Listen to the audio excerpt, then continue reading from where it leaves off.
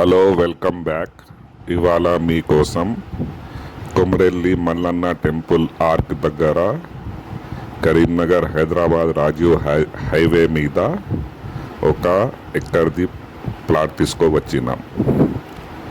దీనికి 220 ఫేసింగ్ ఉంటుంది.